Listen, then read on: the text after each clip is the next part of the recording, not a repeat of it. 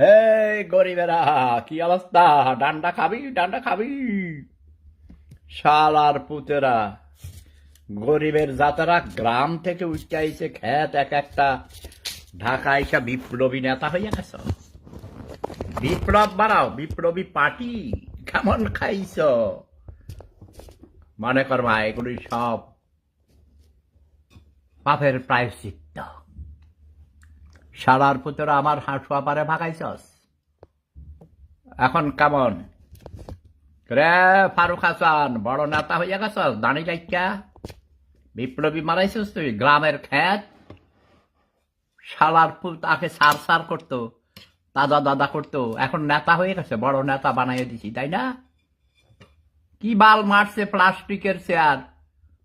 হ্যাঁ, এমন মায়ের যখন দিবা জ্যান্ত রাখবা না, একেবারে মাইরে ফেলাইবা, ঠিক আছে? ওই নুরা পাগলারে আগে ছাত্রলীগের কুত্তার বাচ্চারা খামাকা মারছস। কি মারছস? যারে ধরবা শেষ করে, শত্রু কখনো রাখবা না।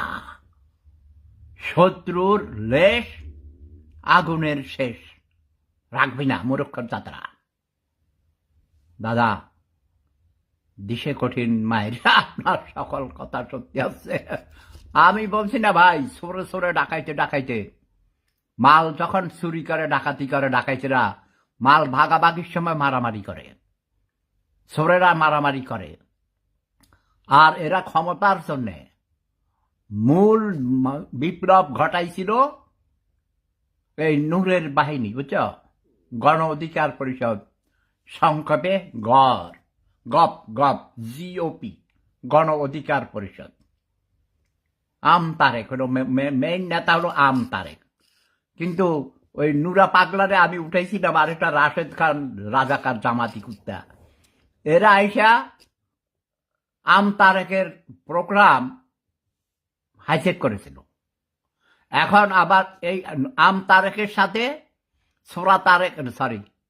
সোরা নুরা সোরার সাথে আবার এই আজকে যে মাইর খাইছে দাঁড়িয়েরা খান গেরবেলা বাঙালির গোষ্ঠী চুদি না, হিসামার তো কোকা বলে হিসামার ঝাড়ুর মায়ের খা, নিজেরা মারামারি করে মরে যাবি যা।